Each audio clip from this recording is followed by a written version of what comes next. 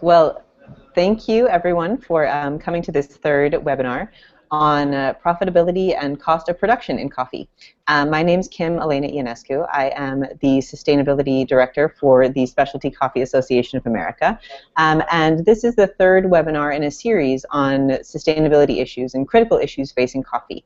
The first one was on climate change and carbon footprint measurement, the second on farm workers, and this one tackling, as I said, cost of production issues. And these three issues are all important and linked in that they've been chosen by the Sustainability Council of the SCAA as issues that are of serious concern and importance to our community right now for discussion, raising awareness, engagement, action. And today I have two guests with me to discuss this, two people who've worked on this issue and who think a lot about cost of production in coffee and are here to share some of their learning, some of their questions, and some ideas with us on how we might take further action and move ahead on this. So I will introduce Chad Trevick first, who has been working in coffee for 25 years, if you can believe it. I met Chad when he was a buyer for Caribou Coffee and an advocate for Rainforest Alliance and standards in a time when I feel like there was still little recognition of how important sustainability standards were or what their value was to a company. So now Chad has a consulting company called Recipro Cafe, and he is also on the board of directors for the SCAA and has been a volunteer with the association for 20 years. And for the past, I would say, about 5 years, I've been hearing a lot about cost of production from Chad and the importance of this, and he's really been working to raise awareness of this in our council and community. So yeah, Chad, thanks for being here. I'll also introduce, while I have the floor, Pascal Chouet, who is works with Union Hand Roasting and Hand Roasted based in the UK, but lives in El Salvador. Pascal is unique in coffee, as far as I know, in that she has the maybe more perspectives than any individual in the coffee supply chain simultaneously. So there are people who have been roasters and become farmers, or been farmers and become roasters, but there are a few people I feel like who are farming and roasting, sort of working for a roaster and thinking about farming, and then also doing research simultaneously. And Pascal is all of those things. She's worked with World Coffee Research, doing cost of production work, which is how I first started talking to her about this, and also for CIAT, the International Center for Tropical Agriculture. So a multiplicity of perspectives on coffee, and I'll apologize now for the background noise. But in any case, so these are my two guests today, and I'm really looking forward to talking with them and hearing their perspectives on this topic. I will also tell all of you that if you are listening and have questions, to tweet at us using the hashtag #MakeCoffeeBetter, all one word, and that hashtag will allow us to answer your questions here online.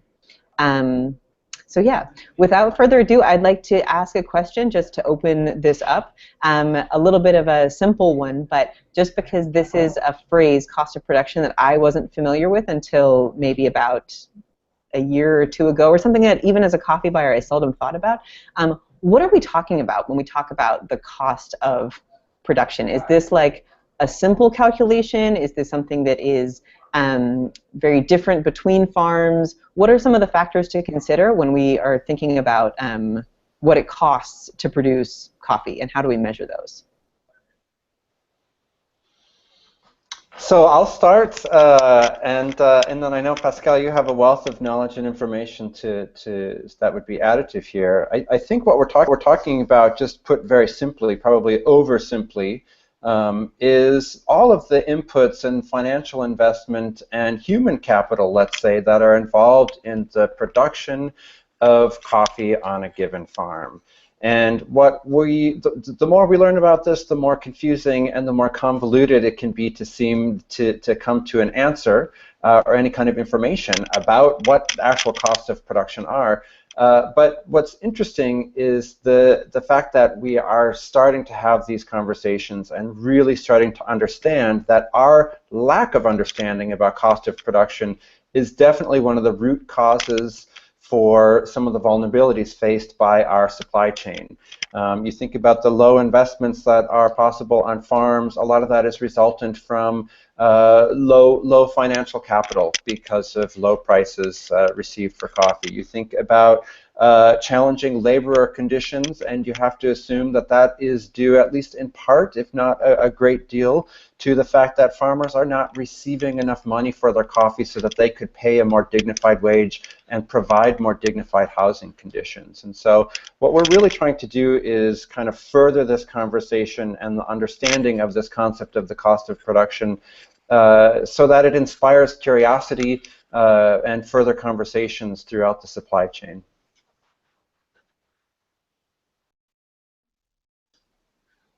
Pascal, what do you add? Yes, thank you, Chad, and thank you, Kim, for this opportunity. Yes, indeed, the question might seem relatively simple, but the answers are not.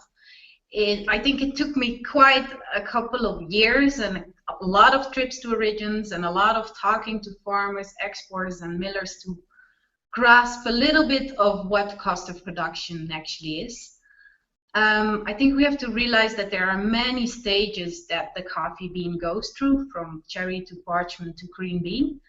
And sometimes the farmer is involved in all these stages, so he processes his coffee all the way from cherry to exportable bean. And sometimes he just, stops at picking the cherries and delivering that to a cooperative, or he processes them to parchment. So even if you ask yourself the question, what is the price of coffee or the cost of coffee at the farm gate for the farmer, there are so many different answers depending on how the farmer produces his coffee. And I think it also creates a lot of confusion, because sometimes you see these outrageous numbers that farmers receive only a couple of cents per kilo for their coffee.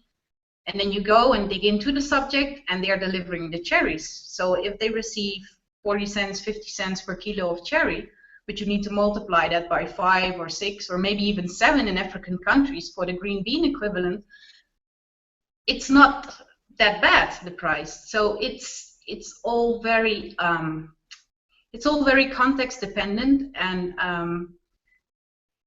yeah, if you ask I think every study you do on cost of production should start with asking yourself the question, what is it that I want to know? Which cost of production do I want to know? And why do I want to know these cost of production? What is going to be the final objective? What am I going to do with the results once I have these? Yeah, so you mentioned that it changes from place to place. You did some research, Pascal, in Guatemala, correct? Mm-hmm, that's and correct. Was there a lot of variation between different farms based on size, or did you encounter that some of them were delivering coffee cherry just picked, and other people were delivering coffee that had been fermented, washed, dried, and did that how did that kind of affect the work and the research you were doing? So in this specific study, I studied a cooperative that Union hand roasted sources from, and all these producers produce parchment coffee. So there was, in that sense, not a lot of variability in there. But calculating the cost of production that each individual farmer gave me, which were around 100 interviews, there was a very, very wide range of cost of production. Due to productivity, due to land size, due to the fact that I remember this poor lady who took like a loan from a loan giver in these rural areas, who charged her like 25% interest rate. So she was paying, all the money she earned with her coffee harvest, she was paying to pay off the interest and the credit. So yes, even if all the producers are doing parchment, there's still a huge variability in cost of production. So what are a couple of the, are there any things that are consistent, like that contribute significantly to cost of production? Like, even you mentioned this woman had debts and loan repayment, which is something that I think people would not probably expect as a contributor to cost of production. They might expect things like, I don't know, fertilizer or school fees, or what are some of the factors that, you know, pretty much across farms would contribute or be necessary to calculating the cost to produce a pound of coffee? Well, if you look, for example, between countries, you can see clear differences between minimum wages.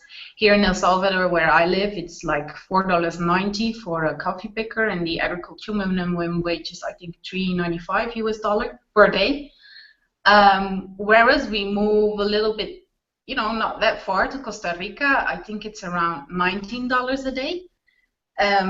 So if you keep all factors constant and you assume that all farmers need the same amount of labor, that is almost a multiplication of 4 in terms of labor cost. And I think the same is true for fertilizer. Fertilizer prices differ between countries, but also within countries. If you have an area in a country which is quite remote, fertilizers need to come from far, and easy another 10, 20, 30 cents are added to the final cost of the product. So part of this is about costs and understanding costs and being able to control those. But you know, from what I have, and I have pretty rudimentary understanding of this, but from what I'm learning, you know, it's not just about cost, because minimizing cost, you know, you might have a very small farm with minimal cost, but that doesn't necessarily, having a low cost of production doesn't necessarily isn't always a good thing. Chad, can you talk a little bit about that? Like, what are some of the perils of having very low cost of production? Yeah, so essentially, when you think about coffee being a perennial tree crop, you have this phenomena of you can just kind of set it and forget it, right? Like, you can have a coffee garden in your backyard, and it will produce something on an annual basis, and that would be quite a low cost of production. You consider you have familial labor, a small coffee plot. You don't really make big investments in husbandry practices, pruning, renovations, inputs, fertilizers, and things like that. So that's a very low cost of production, which is going to give you a very low output, very, very low return on those plants. However, you're not investing a ton in them, so you maybe don't expect a ton out of them. However, I think that there's kind of a happy medium, a sweet spot in the middle there, where you strike the right balance between too much input and not enough, right? So if you're a smallholder farmer, the exercise has to be, how much can I invest in order to improve my output and my overall net income without investing so much that I lose my profitability, right? So there's a little bit of a sweet spot and an exercise that has to be done in order to define what the right amount of cost of production is. And so it seems counterintuitive, but sometimes you would actually want to encourage somebody to increase their cost of production, so that they can actually increase their outputs and eventually their net income. And it seems counterintuitive to say so. I mean, we always think, maybe coming from where we come from, you know, efficiency is the way to go. And so we just think low costs. But in a lot of ways, that's a detriment to the operation, like it would be if, for example, you are always buying the poorest quality components for whatever you were manufacturing. It wasn't going to last as long. So you do have to think about the right investment to make to get the right output and improve the likelihood that you're going to be profitable. But it's not a one-size-fits-all thing, like you were just saying. There's variability, you know, from one farm to the next, from one coffee variety to the other, from one certification scheme to another, and so every situation and every scenario is different, and so it ends up being a very complicated thing. And I think a lot of times we feel a bit panicked and unable to advise or have a conversation about this because of all of the complexities of it, where I think what we really need to be doing is encouraging at least the dialogue and getting people to think about just the very basic premise of what goes in and what comes out. And I think one of our greatest challenges, particularly in coffee, working in the developing world, where a lot of coffee is coming from, obviously, is we're dealing stereotypically, let's say, with a population with fairly low financial literacy, people for whom making a pretty elementary budget for a household or farm isn't a tenable task, isn't something that they would do or understand on their own. And so it kind of adds to the challenge and kind of a sense of overwhelmment that's related to this topic. But again, I kind of always come back to, at least we have to talk about it. Whether we have or know all these answers, we have to be introducing this topic and this conversation at all levels within the value chain.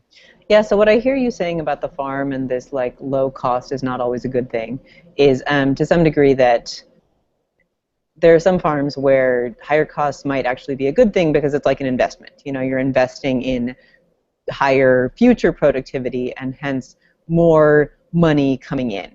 And I think that that idea of investing, you know, sort of like paying upfront, paying it forward, or that being a smart thing, like there is relevant at any stage in the coffee supply chain. So that might be a similar strategy or something that buyers might feel and wonder about also, like, you know, is this kind of covering the cost of production or paying more than the going rate? Is that something that I could do as a coffee buying strategy? And so we have a question from Twitter, which is direct trade more or less profitable than other trade relationships for farming?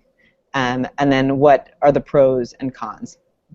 And when I hear that, you know, I think about that as like a, you know, direct trade not being well defined, but is a buying strategy like that that emphasizes quality and that implies, at least, even if it's not explicit, but implies more money going in or higher prices, is that going to lead to is that more profitable? So what are your thoughts on that, both you know, from the perspective of coffee roasters, buyers, people who've worked in coffee producing communities and seen a whole range of things? Do you think there's any evidence to support the idea that direct trade is more profitable or less profitable, or, you know, what those pros and cons are? I'll just speak real quickly, and then Pascal, I don't know if you have a perspective, but I would say that I think if you can look into the whites of someone's eyes and know and understand what he or she is getting for the coffee they produced, you're better off than in a lot of situations that exist within our value chain. I wouldn't necessarily say that direct trade is an answer-all solution. Because far too infrequently this question of what did it cost you to produce this coffee and what do you need to make from it in order to cover your livelihood, that doesn't really factor in. And I think it's been spoken about at several symposiums and in several industry conversations. I think we have to be realistic about what we can do in terms of remunerating producers for coffee and how much of their livelihood is responsibly to be relied on from coffee's revenue, right? So like, can a smallholder producer make a dignified living just producing coffee? Well, maybe not, because they simply don't produce enough coffee, even if we sell it like $8 or $10 a pound green, to cover their living expenses. It's a very complicated thing, but I would say when you look in the whites of someone's eyes, you know what they received, and you know that they were a part of a conversation saying what they needed to receive for this coffee. That's better than a lot of the anonymity that exists.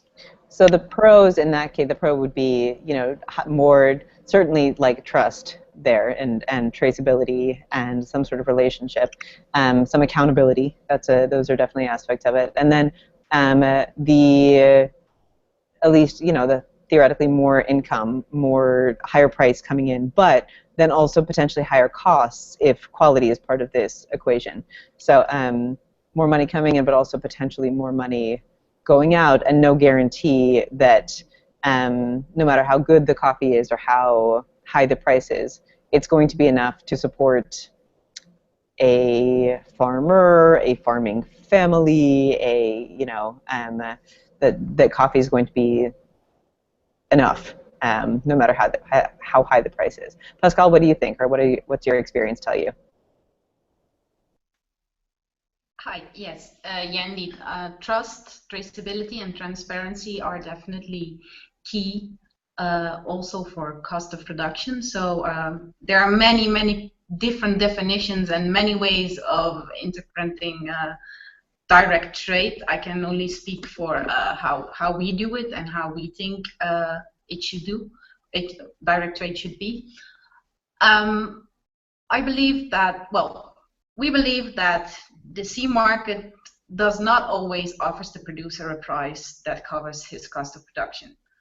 We don't know what the price is that the producer needs to cover his cost of production. So only by knowing who produces your coffee, only by visiting him, talking to him, and talking about his cost of production, you can get some sort of an idea about, you know, what are his costs, and that requires trust. I think it's very uncommon in any business for you to go to your supplier and you say, hey, just tell me how much it costs you to produce this. You need to have a long-term relationship with a lot of trust there to start that conversation and get honest answers, basically. And then, as I think Chad mentioned, you also have to be realistic, because even, you know, if you have a farmer that produces 100 kilos of green bean, even if he would earn a net profit margin of $1, he still earns $100. Even if he would produce 1,000 kilos, if he has a net profit margin of $1, he still only earns $1,000. So yes, it are three very different questions. I think there's the question: does the coffee farmer make a profit, which is just a measure at a certain point of time. If I measure that in a year where a coffee farmer just has pruned his coffee trees, he will have made a huge investment and no yield, no productivity, because it will take another year for the coffee cherries to bear for the coffee trees to bear cherries. So no, that farmer is not making a profit. Then there is the question: is coffee farming profitable? Which implies a little bit more a long-term view. It implies that you're gonna, well, in economics and accountancy, it implies that you're gonna compare it. How does it relate to, you know, my net return on the investment that I made? So I don't make any absolute profit this year, but I might will next year or the year after that.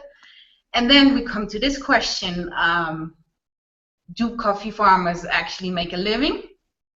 Which is, I think, you know, the question you have to ask yourself after that.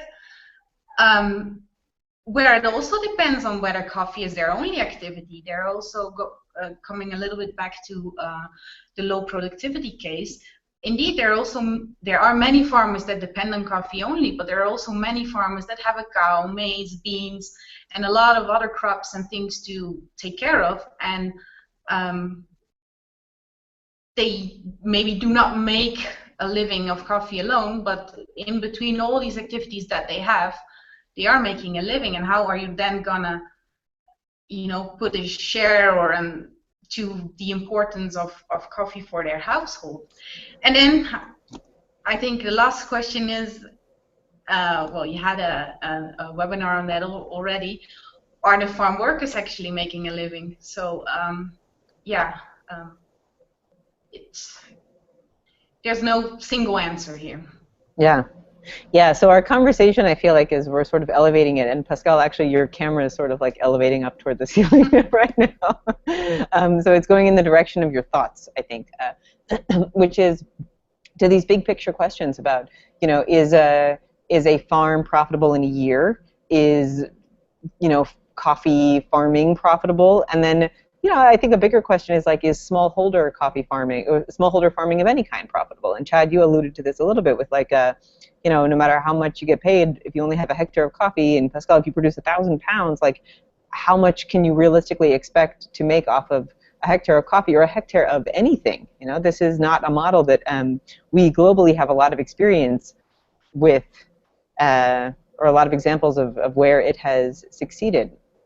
So coffee is, you know, I think in some ways we're forging some new ground here as we try to determine whether diversification as a strategy is good for coffee, because it doesn't put all the onus on coffee to provide all the income that a family is going to make in a year, and to support all of the farm workers who may be required to work on that farm during the harvest season.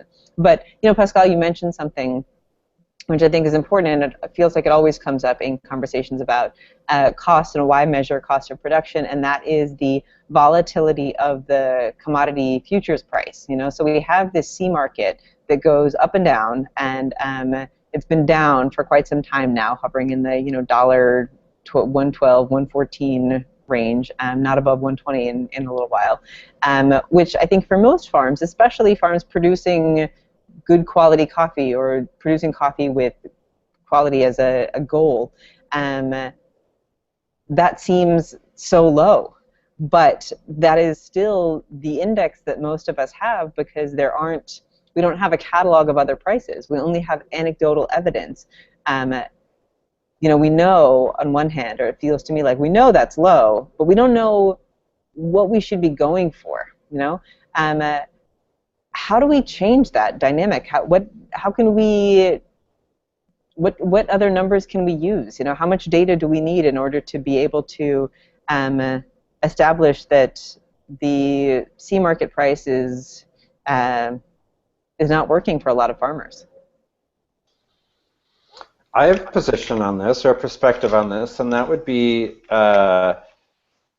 the fundamental economic question about what is the cost to produce coffee is going to reveal all kinds of disparities between not just farms across the road from one another, but certainly from country to country. Think about Pascal's example of cost of daily labor in Costa Rica being $19 versus about $4 in El Salvador. So what that is going to do, essentially, the more we learn about this, the more we're going to learn that there's a higher cost of production in Costa Rica, and that could potentially put that country at a disadvantage, right? The more we know about this, the more we broadcast it, and the same could be said of a country like Guatemala, where cost of production is also quite high, perhaps not as high as in Costa Rica.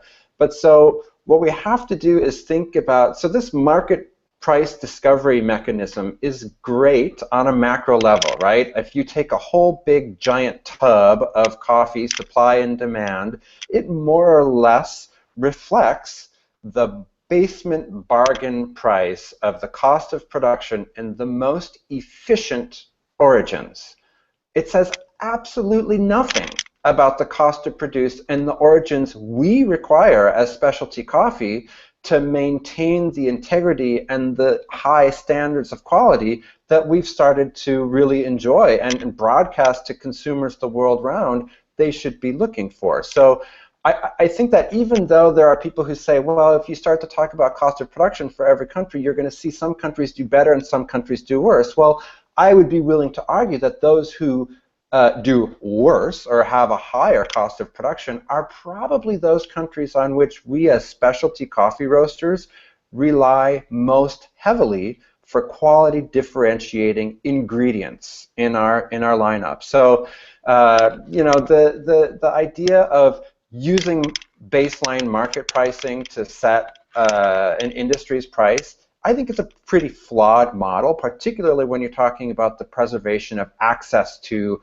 high quality differentiating ingredients, because that price does not speak to that supply and demand fundamental for those very limited ingredient components, right? It never reflected the Roya disaster that decimated half of El Salvador's production. It never even gave a blip, right?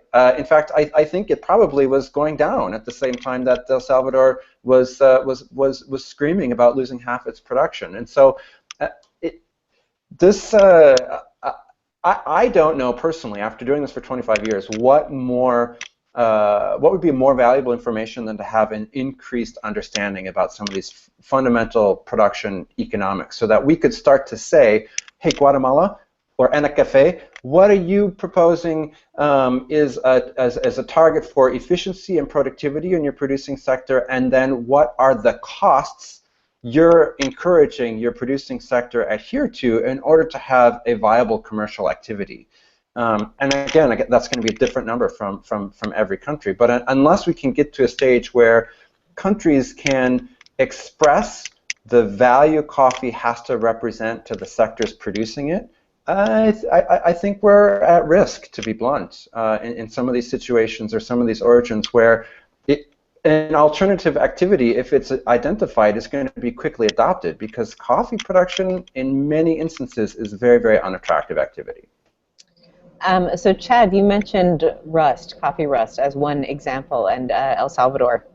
And Pascal, not to totally put you on the spot here, but I think this is a great, just because you're in El Salvador, but this is a great example, because I think that sometimes, you know, we hear about things like coffee rust, or even bigger picture, we hear about climate change and think, and aren't quite sure of, you know, it's like we know it's bad, that this is not a good thing, but have trouble understanding the economic impact, like how it affects a farm, not just in terms of, oh wow, the harvest was bad this year, but how that could kind of change the cost that the farmer has, and then their profitability, and maybe what some of the longer term ripple effects would be. Pascal, do you have any perspective on that from either your research or experience on the ground, using rust as an example? Oh, unmute yourself. So I did, well, the whole cost of production exercise with one of our cooperatives in Guatemala, and we discussed the results, and then we had to take it a step further. We had to check on their export cost, their hauling cost, and on the basis of all this information, we decided upon a price which would make everybody happy and would allow them to earn a profit. So I thought, yes, well, now, ready, done. Happy. A year later, yeah, it was the next harvest. They called me, and they said, look, we have this leaf rust issue here, and we have an emergency plan which included the buying of equipment, buying of protective equipment too, the buying of the products, because you have to realize these farmers never experienced any leaf rust. They had some mojo de gallo, but they were definitely not used to apply fungicides. So at the time when I calculated the cost of production with them, it was just not there. So they came with a plan and a budget basically, and said, okay, if we want to help all the members of our cooperative, these are so many manzanas, they use manzanas or puertas there as a reference to the lens size. We have 3 different type of packages. We need to, well, in this case, they decided they would only buy 5 equipments and then train 5 people from the co-op who would spray the fields of everybody, because even if you don't have any experience in spraying, it's not just something you can learn over a day, and it are agrochemical products, so you need to be, you need to also train people in health and safety standards. And the good thing was, because we worked on cost of production, they already came with a sort of ready-made budget to me, and they said, we have to discuss the price of coffee this year again with you, because our cost of production have increased. What I like about this example is that it shows that if you do direct trade and have trust and relations with producers, they feel confident in sharing this type of information with you, and at the same time there's also a clear business benefit in it for us, because we could agree upon things, and their productivity declined a lot less compared to the neighboring co-ops that weren't spraying. So I think this shows that even if you think you know the answer for one country, one cooperative, it can change the year after.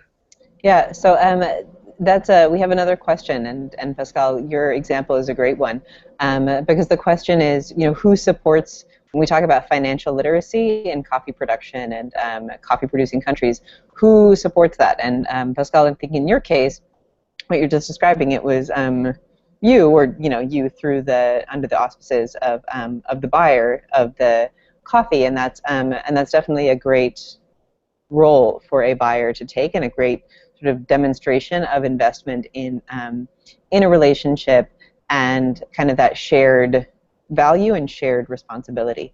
Who else would you, like, who are some organizations, or are there institutions?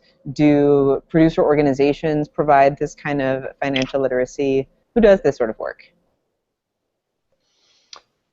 So I can say, just from some of the work that I've done with some of the biggest certification schemes in our industry, they are trying to impart or instill some of this knowledge into the value chain of coffee. But it's a challenging activity, let's say. Remember that we're talking about the average smallholder holds, well, the world's coffee is produced by smallholders on average, right? The average size of a coffee plot in the world is 1.5 hectares. The majority of these smallholders are disaggregated.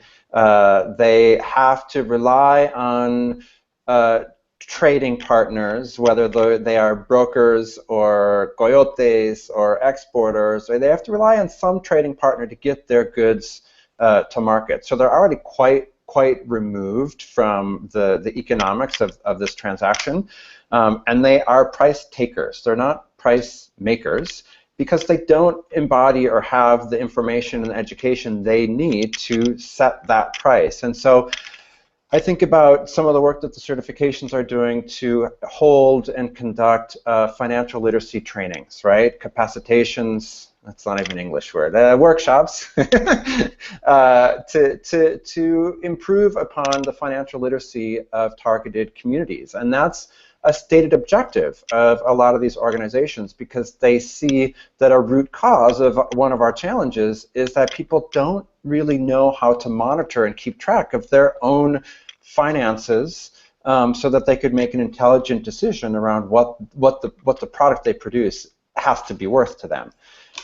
And so I think about also some of the pretty massive and impressive education that's been done by some of the large trade houses in our industry, looking to train people about opportunities to use market tools in order to sort of mitigate some of the market volatility risk. And I'm talking about big cooperatives generally with a finance department and whatever. But this idea of financial literacy and getting people to be able to make a family or a farm budget is a priority for a lot of these organizations, because they know, without being able to calculate the dollars and cents, we're not going to get to a place where we can articulate with any more clarity what it actually costs to produce this stuff and what it should really cost. And somebody asked in the chat, I see the question of is there a solution to this flawed pricing discovery mechanism of the commodities market? And I would say the solution is to have these conversations. So if you're a buyer, if you're a trader, make sure that your counterparty at least has to think about whether or not they know and understand what it costs to produce the product that they're trading.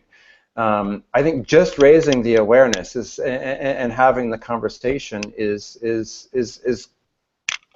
going to inspire a little bit of an improvement. I'm not saying it's the answer, but it's definitely a part of the solution.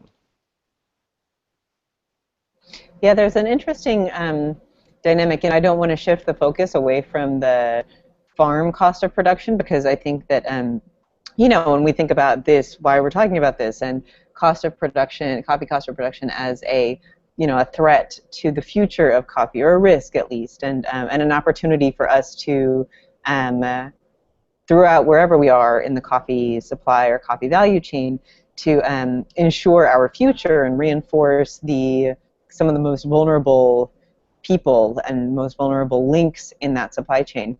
I want to focus there. But whenever we have these conversations about, knowing your cost and financial literacy, I think about how many small coffee businesses I've worked with over the years in the United States who are not necessarily profitable, and who don't know the cost. They know what their coffee costs from the roaster they're buying it from, but haven't necessarily thought about, like what the cost is per cup of coffee that they sell, how much it really costs in labor, in overhead at their shop, in stir sticks and sugar packets, and all of these different things, because that is just a set of tools that many of us are not forced, even in, those of us who do go through the full suite of education, are not forced to adopt and to practice. So it seems like it's cumbersome. I always wonder, like, is there be some value in having financial literacy, or having the, like, various members of the coffee supply chain go through some of this basic kind of accounting together, because we are all living in this world of, credit and loans and overhead and costs and budgeting, and it's easy to get underwater. Guess that's not a question, just a comment. Well, I think you make a good point, Kim, and that is that far too few people really understand some of the some economics fundamentals that go into making a thriving business or livelihood, and that certainly is not a circumstance unique to producing origins, right? As you just said. I would say, or maybe I would propose here, that what we do have in these instances of origins where there exists, large smallholder populations who maybe don't have the financial literacy or the capacity to know and understand these things, is that generally these countries have some kind of governmental or non-governmental body dedicated to the study and representation of that sector. And this is where I really see the opportunity exists within the specialty coffee world to get some of these countries to come to the table with their facts and educate our industry around, and I hate to seem doomsday and dire straits here, but like the number that's required to preserve communities and thriving families and households in coffee production, right? And I'm sorry that I said the number. I do not mean to say there is a number. There are a gazillion numbers depending on whether you're a small, medium, or large farmer, or high altitude, low altitude, you use and all that. It all varies, and it has a different number. However, I think with the number and the resources that number of data points and the resources that some of these organizations have, they should be able to come to the table and tell us what the specialty coffee production from their country might need to represent, not just to support thriving livelihoods in these communities, but it's also, let's be blunt here, a tax revenue opportunity for some of these countries, right? Like they say, yeah, this is what it's worth to us now, and do so kind of in partnership with their market. And if their market is specialty coffee, and they know they can't broadcast to us a number that's unrealistic and unachievable by us, we have to do this kind of in lockstep. And I don't think that's collusive or price fixing or anything. I think that's a very realistic look at, okay, market, here's a forthcoming change to the raw material price that you're going to have to work to accommodate if you want to keep having that raw material, period.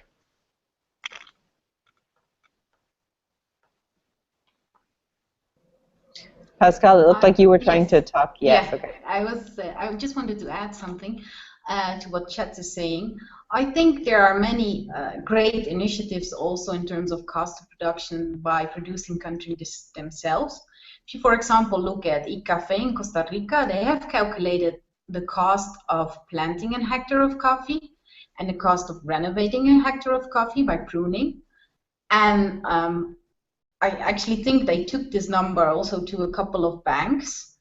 So banks now know how much money they can or should lend to a producer if he goes to the bank and says, you know, I want to plant a hectare of coffee.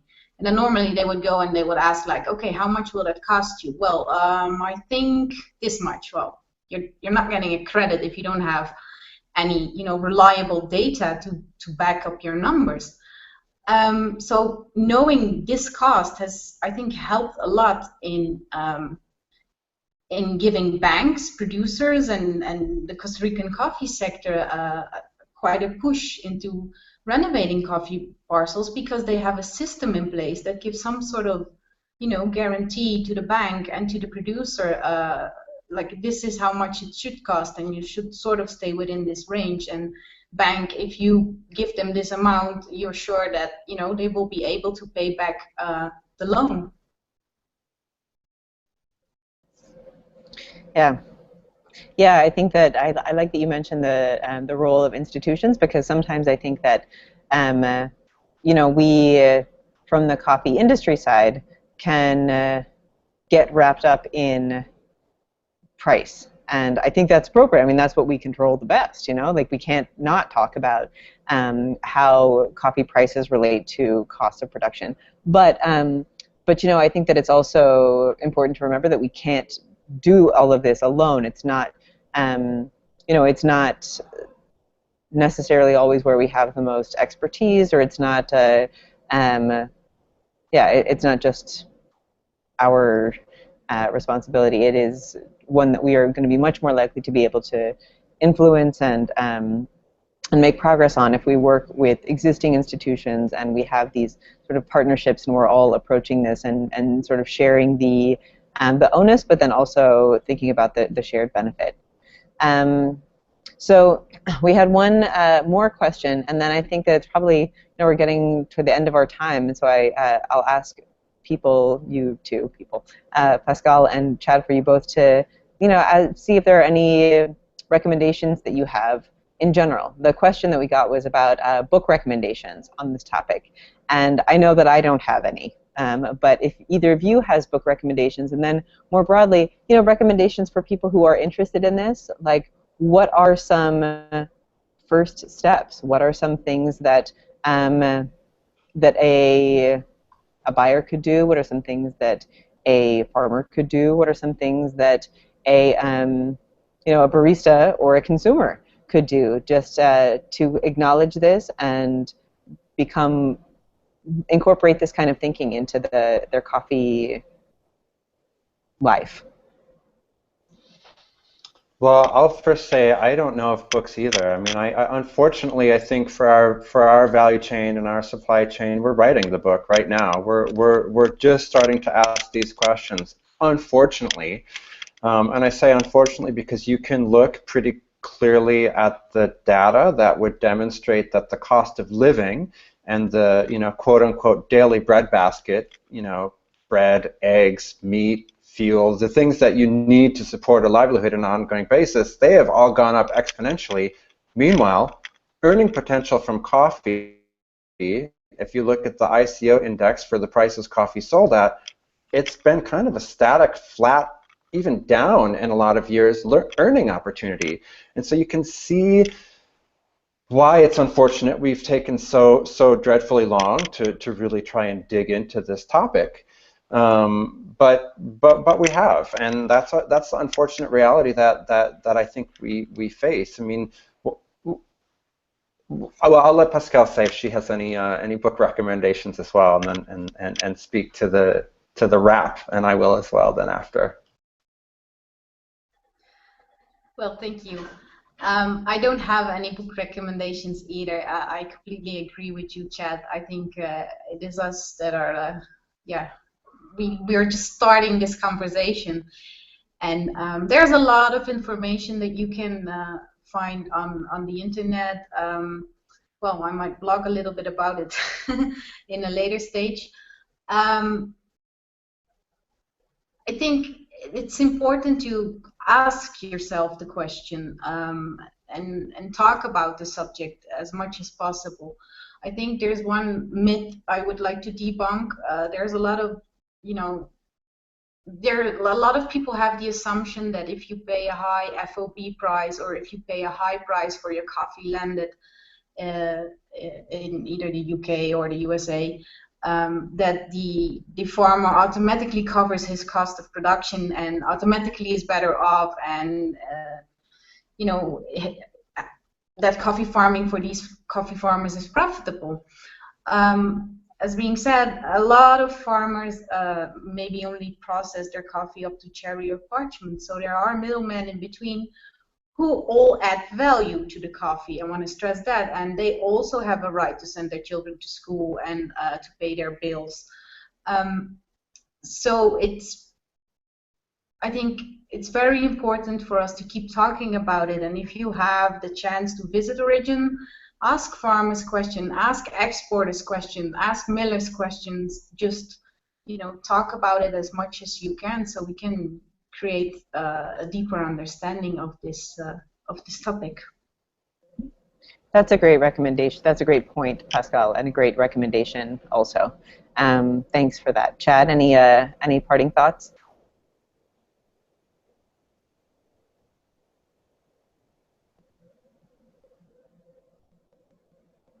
Did we lose Chad? Remember.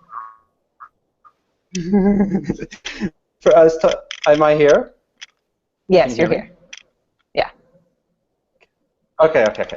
I've never been one to really shy away from controversy or from making statements. And what I would do is encourage us to remember as an industry that coffee's very existence in a lot of countries, in fact, most countries where it has grown, was dependent upon exploitive, unsavory labor practices, right? And in a lot of instances, we are pretending that the world around those conditions hasn't evolved to the extent that it has, because we're assuming we can still procure this stuff at the cheap prices that we do, even though all of these evolutions have occurred around us. And to me, that's a very powerful thing to remember, right? Like I'm 25 years in coffee. I can go to an Origin. I can see all of these conditions, and in fact, I can be quite numb to them because I'm accustomed to seeing them. I know and I understand that I'm not going to see housing conditions for temporary or seasonal workers that I would want to live in. I just know that to be the reality of our value chain. Should it be?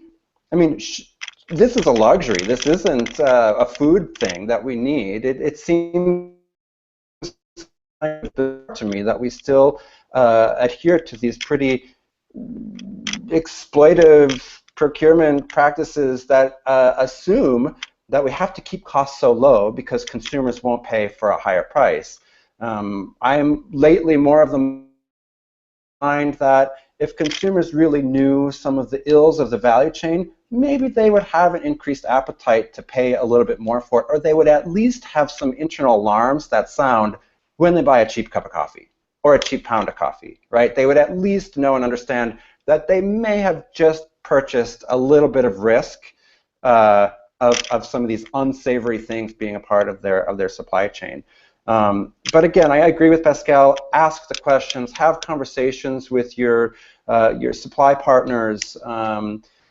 Engage a producer sometime if you're on the ground about what what it was like for she or he to produce this coffee, or how did their expenses increase because they had to work to combat Roya, or how are they making the decision of which new variety, which new rust-resistant variety they're going to use, because you know what, some of those varieties are going to require more expensive cost of production because they require more fertilizer. So like, just to have these conversations and plant the seed of this topic cannot be underestimated, the strength of that.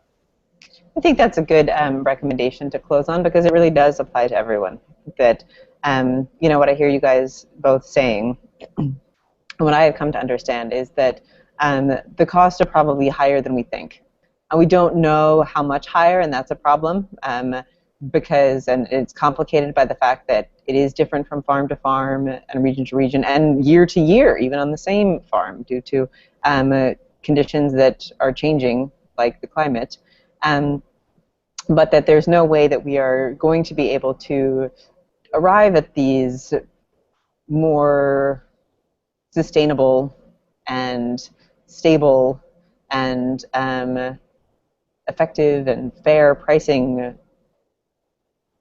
mechanisms, and if we don't start talking about it and talking about it regularly. So there's a lot of work still to be done, but I think that conversations like these are a good first step.